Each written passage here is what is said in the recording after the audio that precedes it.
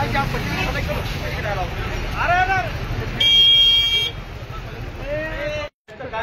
घेऊन आपण सगळेजण या ठिकाणी आज आलेला आहात, परंतु या भविष्य काळामध्ये सुद्धा आंदोलन तीव्र करण्याची झालेल्या घटनेच्या अनुषंगाने जी बैठक झाली त्या बैठकीमध्ये भारतीय राष्ट्रीय राज्य मार्ग प्राधिकरण सोलापूर यांनी आश्वासन दिलं होतं की बाबा आम्ही 25/12/2024 पर्यंत आपली जी मागणी आहे बायपास रोडची ती कंप्लीट करूया।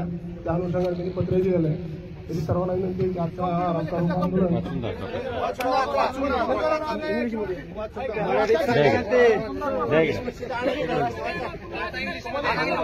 ठीक आहे काय हरकत नाही इंग्लिशमध्ये आलेला आहे, मी वाचून दाखवतोय। उपला रोड तक का जो सर्विस रोड है उसका डामरीकरण का 25 तारीख तक का बोला हमको, तो हम सर उसको 25 तारीख तक डामरीकरण करके देंगे। अंडरपास में क्या हुआ? 25 तारीख तक सर पोलदार स्कूल से और ये आपका उपला रोड इसको हम डामरीकरण करके कनेक्ट करके देंगे।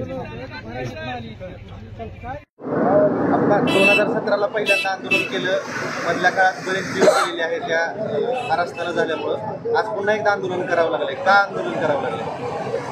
आम्ही मागील 7 वर्षापासून NHI असेल IRB असेल यांच्या विरोधामध्ये जन आंदोलन उभा केलेलं आहे। आमची मागणी आहे की या भागामध्ये सर्व्हिस रोड व्हावा, अंडरपास व्हावा, पथदिवे बसवावे।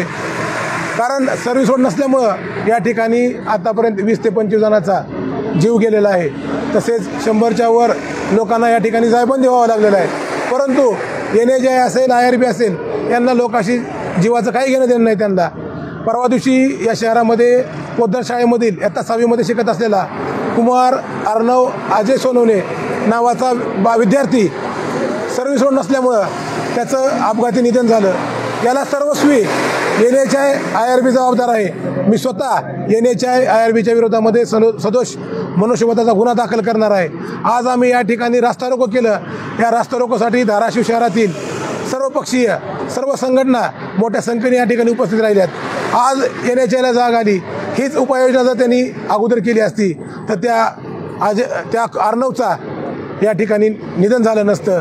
परंतु NHI एवढी निगरगट आहे की त्यांनी आज आम्हाला लेखी पत्र दिले की 25 डिसेंबर 2024 पर्यंत या ठिकाणी आम्ही पोद्दार शाळा ते जुना उपा रोड या ठिकाणी पक्का डांबरीकरणाचा रस्ता करून देणार व विकासनगर या ठिकाणी अंडरपास देणार व उपळ्याला जो रस्ता जोडणार आहे त्या ठिकाणी अंडरपास याचा रीतसर प्रस्ताव ते संबंधित विभागाला पाठवणार आहे। सध्या जे काम सुरू आहे ते सुद्धा निकृष्ट दर्जाचं आहे असं नागरिकांचं म्हणणं आहे। आज आम्ही आता सगळ्यांनी तक्रार केलेली आहे। या ठिकाणी माननीय जिल्हाधिकारी यांचा प्रभारी चार्ज घोष साहेबाकडे आहे। आम्ही आता त्यांना जाऊन भेटणार आहेत की या ठिकाणी वेस्टेज असलेलं मटेरियल या ठिकाणी नालीसाठी वापरलं जातं आहे, रस्त्यासाठी वापरलं जातं आहे, ते तात्काळ त्यांनी थांबवावं। अन्यथा ते मटेरियल जर त्यांनी नाही उचलून नेलं तर आम्ही ते मटेरियल उचलून जिल्हाधिकारी कार्यालयामध्ये आणून टाकणार।